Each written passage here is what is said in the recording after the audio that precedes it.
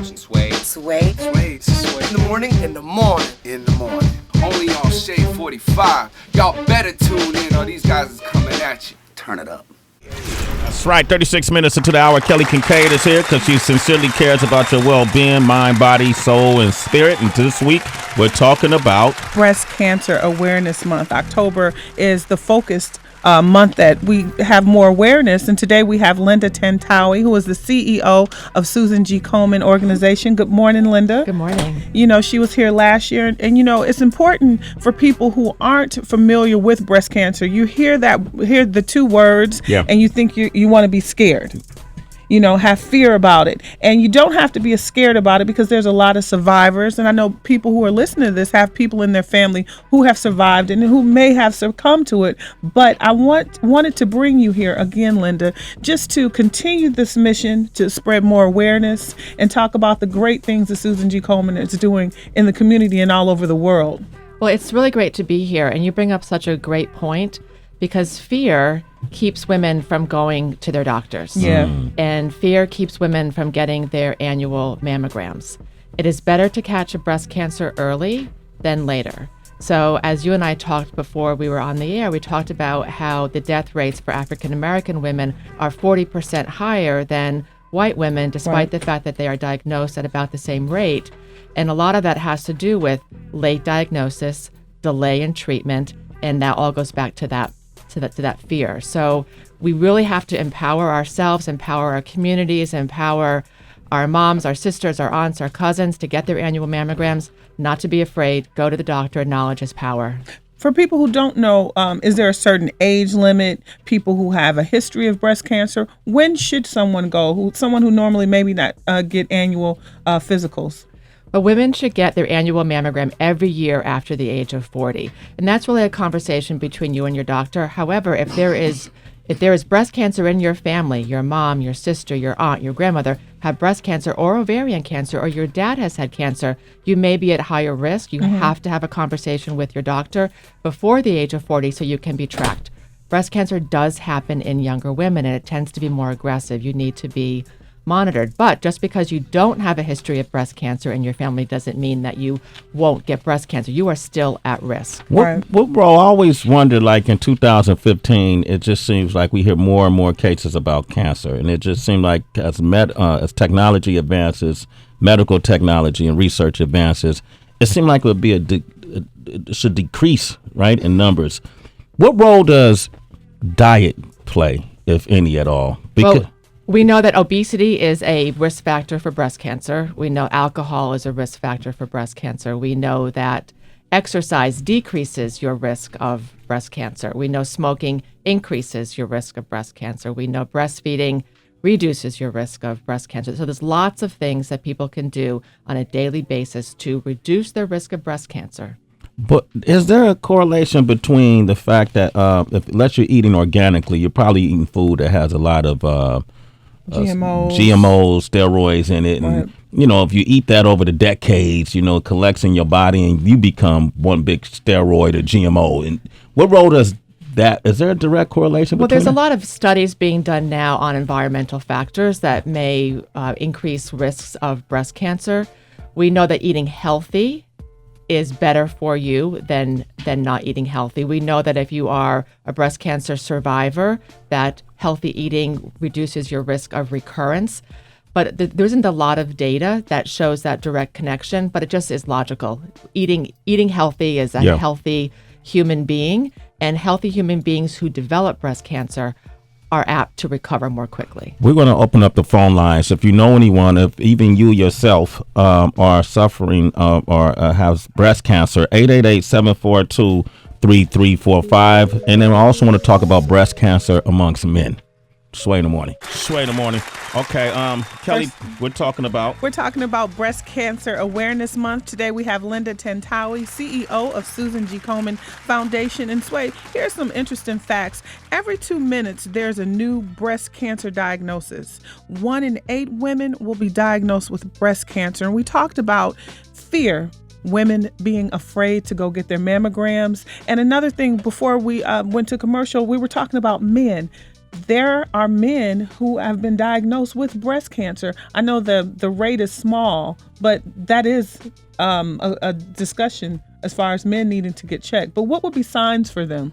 Well, it would be a mass in your breast. Men have breasts too, and women and men have to not be afraid to know their bodies, and to just when you're in the shower, you should be constantly surveilling your own body and be aware of changes. When you say mass, a small like lumps. a small lump that is unusual. It could be an inversion of the nipple.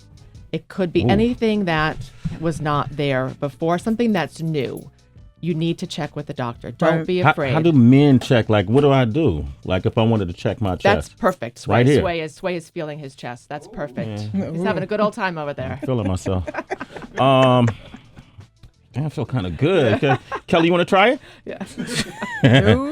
All right. We got John on the line from Cali. Good morning, John. How are you? Hey, what's up? How you guys doing? Doing okay. Morning. Good. So I have I have a full-time job and I do side jobs for people. Well, one of my clients, he's a 3-star retired Army general, and I thank him for his service every time I see him. Anyway, his wife, her mother had breast cancer, her sister had breast cancer, and she had never been checked for it. She had a chance to go to a doctor back east with her husband, and I was just at her house last night. She told me everything last night, and so she went to the doctor, and they actually found, I guess during the scanning or what have you, they found like 3 or 4 pings in her right breast. Well, she got really scared. She ended up telling, further on after further visits, she ended up telling them, take them both because I don't want to chance something in the other one. Well, they ended up finding more cancer in the other one, and she had them both removed.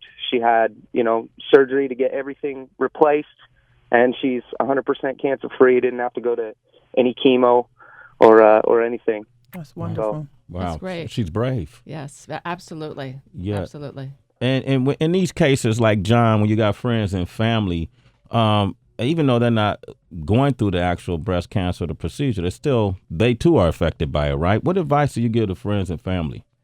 Is to be actively involved, and if a woman has had surgery, she's going to be out for a while, depending on what type of surgery she's had. Bring over a hot meal for her and her family. Drive her kids. Take care of the kids. Help do the housework. It's difficult doing housework if you've had massive breast surgery.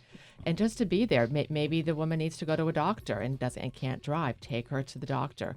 That kind of wraparound care and family support is really important in terms of a woman's recovery and her ability to heal faster. We have Jessica on the line from New Orleans. What's up, Jessica? Good morning. Good morning to you. I have a question. So you were asking the question about whether GMOs played a factor in breast cancer. I would just say cancer in general. My question is to the woman that's on your panel is that why is it the answer for that is so vague as to just exercise, eat right, whenever we all know that it's the chemicals in the foods that are causing this?